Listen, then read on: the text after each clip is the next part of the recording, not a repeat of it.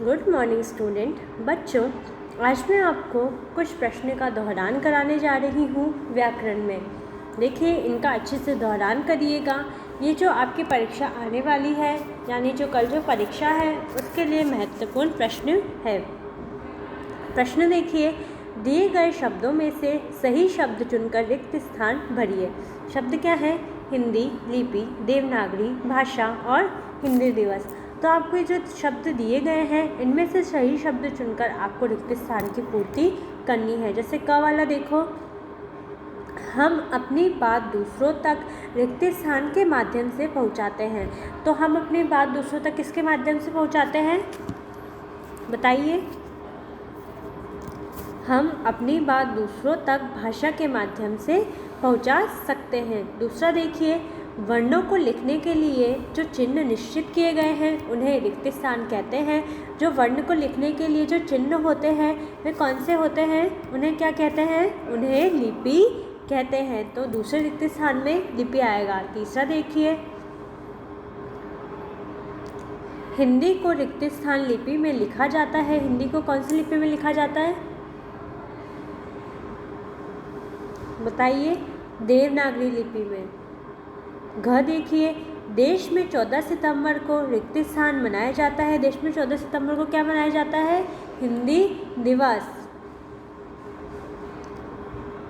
अगला देखिए, रिक्त स्थान भारत की राजभाषा है। भारत की राजभाषा क्या है? बताइए, जल्दी बताओ बच्चों। देखो, भारत की राजभाषा हिंदी है। पहले रिक्त स्थान में भाषा, दूसरे में लिपि, तीसरे में देवनागरी, चौथे में हिंदी दिवस और पांचवें रिक्त स्थान में हिंदी आएगा। अगला प्रश्न देखो, निम्नलिखित में सही विकल्प छांटकर लिखिए। क देखो, अपनी बात दूसरों तक पहुंचाने का माध्यम क्या है? पहला भाषा, दूसरा लिपि या तीसरा व्याकरण। बताइए। देखो, अपनी बात दूसरों तक पहुंचाने का माध्यम भाषा है, तो पहला वाला विकल्प सही है। आप इस पर सही का निशान लगाइए। ख देखिए, मन के भाव दूसरों तक कैसे पहुंचाए जा सकते हैं? पहला देखो देखकर, दूसरा लिखकर या तीसरा सोकर। तो क्या आप देखकर या सोकर अपने भाव दूसरों तक पहुंचा सकते हैं? नहीं, हम लिखकर अपने भाव दूसरों तक आराम से पहुंचा सकते हैं। तो दूसरा विकल्प सही हो जाएगा। इस पर सही का निशान लगाइए। अगला देखिए, दिए गए कथनों के सामने सही या गलत का चिन्ह लगाइए। वाक्य पढ़िए, यदि कथन सही है तो सही और यदि कथन गलत है तो गलत का चिन्ह लगाइए। जैसे पहला देखो, अनुनासिक को चंद्र बिंदु भी कहते हैं। क्या ये सही है? हाँ बच्चों, ये बिल्कुल सही है। आप इसमें सही का निशान लगाएंगे। ख देखो, संयुक्त व्यंजन दो वर्णों के मेल से बनते हैं। क्या ये सही है? हाँ, ये भी सही है। जो संयुक्त व्यंजन है वो दो वर्णों के मेल से बनते हैं। तो इस पर भी आप सही का निशान लगाएंगे। ग देखो, अह को अनुस्वार कहते हैं। हाँ, ये क्या अह को अनुस्वार नहीं कहते हैं, ये गलत है। अह को क्या कहते हैं? अह को विसर्ग कहते हैं। तो ये वाक्य गलत है, तो आप इस पर गलत का निशान लगाइए। आगे चलो, निम्नलिखित में सही विकल्प छांटिए। क देखो, हिंदी भाषा का निर्माण किस भाषा से हुआ है? पहला अंग्रेजी, दूसरा संस्कृत और दूसरा अरबी और तीसरा संस्कृत। बताइए। देखिए, हिंदी भाषा का निर्माण संस्कृत से हुआ है, तो आप तीसरे विकल्प पर सही का निशान लगाएंगे। ख देखो, अर्थ की दृष्टि से शब्द कितने प्रकार के होते हैं? पहला 1, दूसरा 2, तीसरा 3। तो देखो, अर्थ की दृष्टि से शब्द 2 प्रकार के होते हैं। दूसरे पर आप सही का निशान लगाएंगे। अगला देखो, अर्थ क्या, ये क्या है? रिक्त स्थान है, तो इसमें भी आपको शब्द दिए जाएंगे, तो आपको वो देखकर इन्हें भरना है। जैसे ग देखो, अर्थ के आधार पर शब्दों के रिक्त स्थान भेद होते हैं। कितने भेद होते हैं अर्थ के आधार पर शब्दों के?